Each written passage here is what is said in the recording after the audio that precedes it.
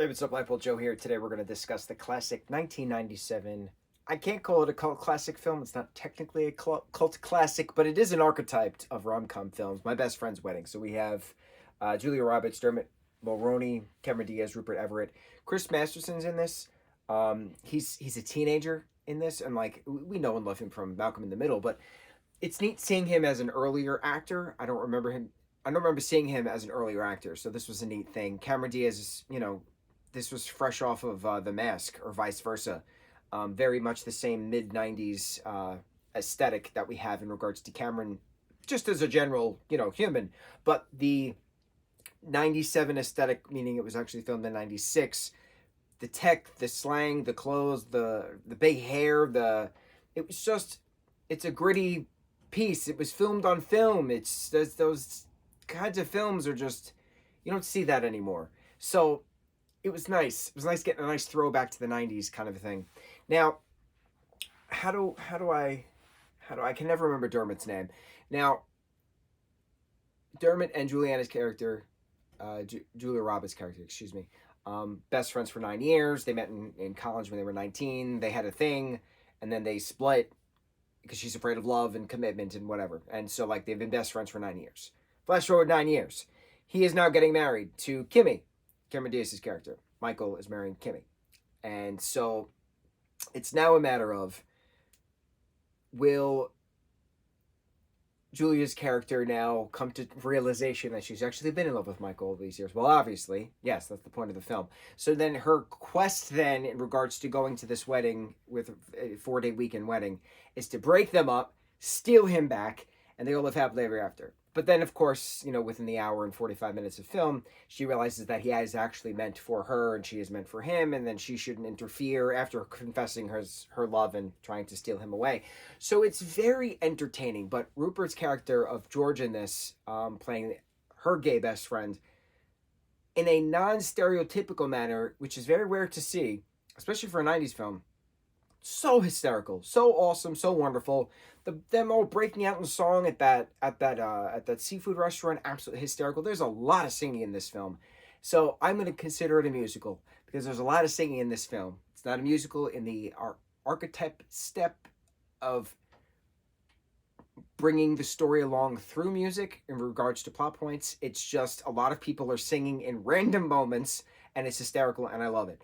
This is becoming a musical, like a stage production musical. It was supposed to come out in 2020, I think. Didn't happen because of the pandemic start. Canceled in 21, revisited. Now it's debuting in one of the bigger playhouses in Maine, I believe, the fall of 24. So this, basically 6 months from now, it's supposed to be debuting. And then eventually it'll meander its way to the Broadway stages, I assume. And it's going to be great because it's a very musical kind of show project. So it makes sense to then transform it into a stage production because it has a lot of those neat, cute moments, a lot of the beautiful conversations. I was dying of laughter watching the baseball stadium bathroom scene. Cameron and Julia's character just yelling at each other with the cat fight, and all the other women around are just doing the oohs and ahs and the slang terms and the profanity thrown at people. It was wonderful. Absolutely loved it. The classic scene of Julia's character on the bed with the cell phone, the chunky '90s black cell phone with the flip piece for the mouth, saying, "George, she's toast." Slam. It was wonderful. It's an iconic moment. I've seen bits and pieces of this. I've never seen the whole thing from beginning to end. It was the first time I've sat down and watched it. I loved it. It was predictable, but it's a rom-com. But this is an archetype of rom-com because a lot of films do a lot of this stuff. Brings that story along, brings the drama, brings that comedy to it. A good rom-com can bring that drama with an uplifting aspect, not heavy, heavy, heavy, right? Because then it's a dramedy, not a rom-com. Rom-com has that fluff, has that lightness to it, mixed with that nice balance of the duality of the drama to comedy. It's a nice balance to it. It's not heavy on the drama. When you have a dramedy film, it's more drama with a dash of comedy. But the rom-com, the romance, is just general drama by itself, bringing that history, that backstory, and what happens next, and then the twists and turns and what happens and how can who who can fall in love when and with whom and stuff like that, right? So I like that this is it's not a running through an airport scene.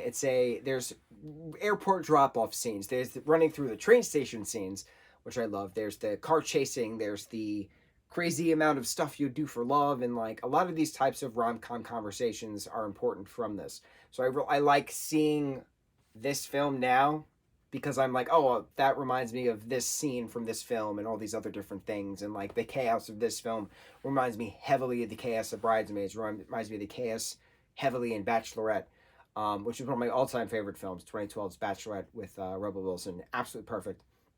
But it's fun watching these newer films, roughly within the last 10, 15 years, and seeing where they all trickle back from. It's like it's a spread effect. It's really cool. It's cool seeing that from a film perspective. It's cool seeing that from a story perspective.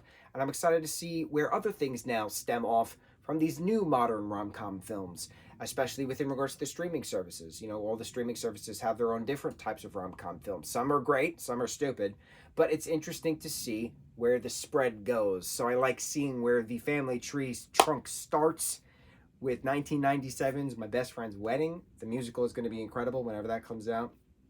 Thoroughly enjoyed this film. On to the next review. Mahalo.